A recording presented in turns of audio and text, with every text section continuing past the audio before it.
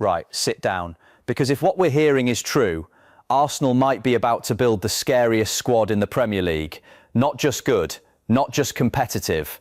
I'm talking about a team that could genuinely dominate English football for the next 3 or 4 years. Tonali, Kvaratskhelia, Julian Alvarez, all in one summer, all in Arsenal red. Can you imagine that? Because I've been imagining it all week and I can barely sleep. Let's get into it. First, where Arsenal are right now. Before we talk signings, let's just appreciate where this club is at this moment.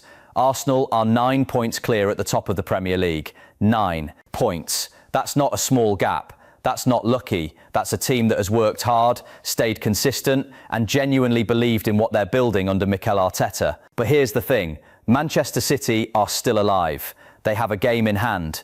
And the two sides are still set to face each other in what could be one of the biggest Premier League matches in years.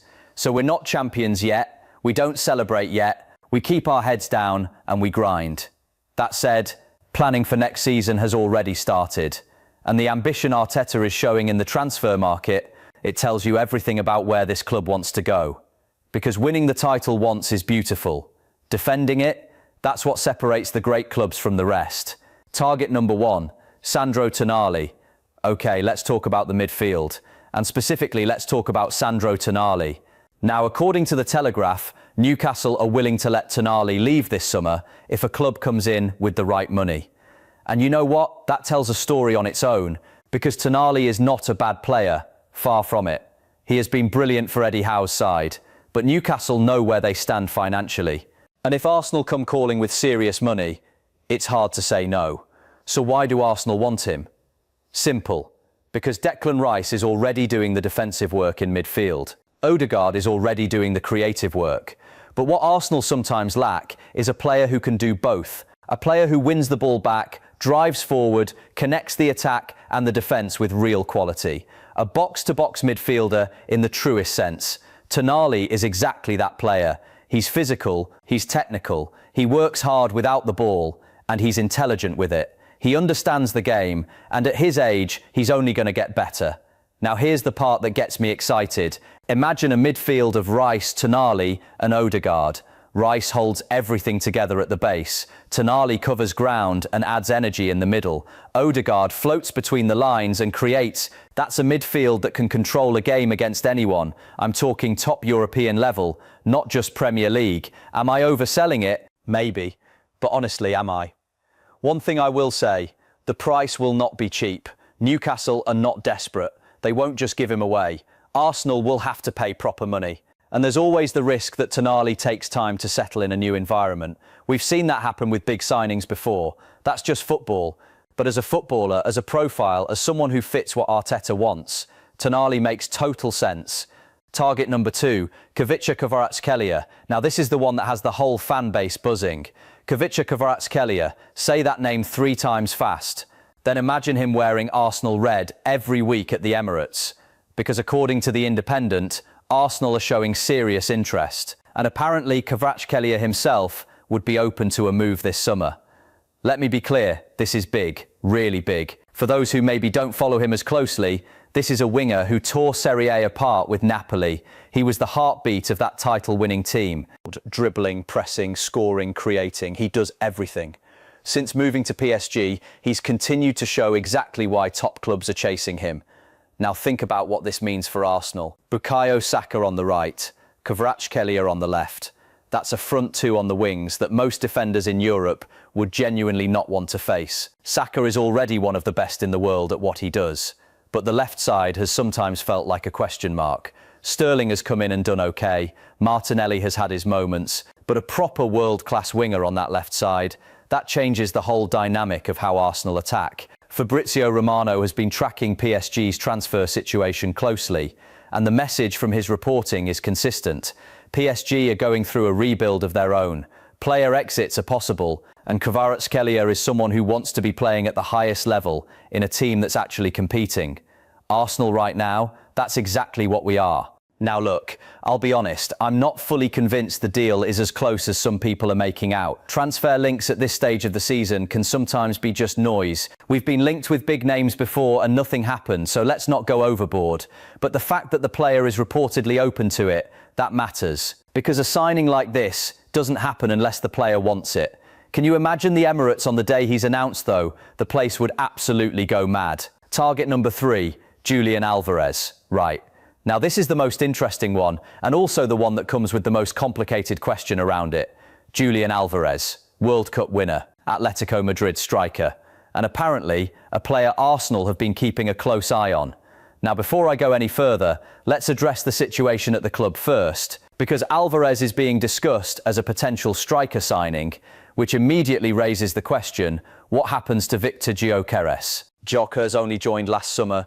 He's been a good player for Arsenal. The man scores goals, he works hard. But if Alvarez becomes available and Arsenal genuinely want him, then either the formation changes to fit both, or one of them has to make way. And that's a complicated conversation. Why would Arsenal go for Alvarez?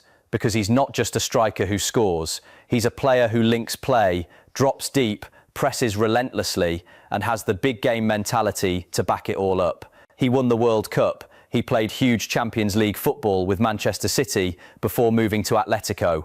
The man does not shy away from pressure. In Arteta's 4-3-3, Alvarez as the number 9 with Saka and Kvaratskhelia either side of him, that's a front three that's genuinely scary.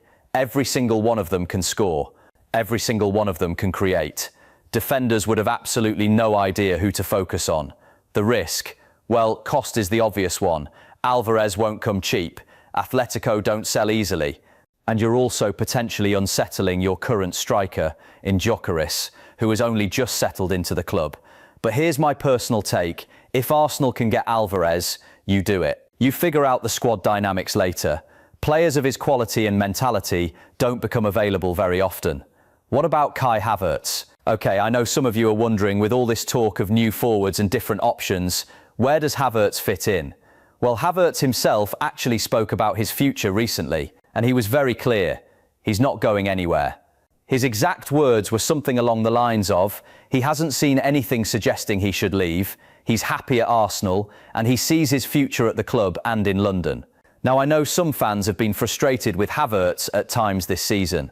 It hasn't always been his best. He's said so himself, but you have to respect the commitment.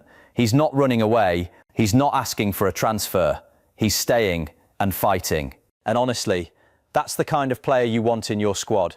Someone who believes in the project even when things are tough. Whether he ends up starting every week if Alvarez comes in, that's a different question. But in terms of his character and attitude, no complaints from me.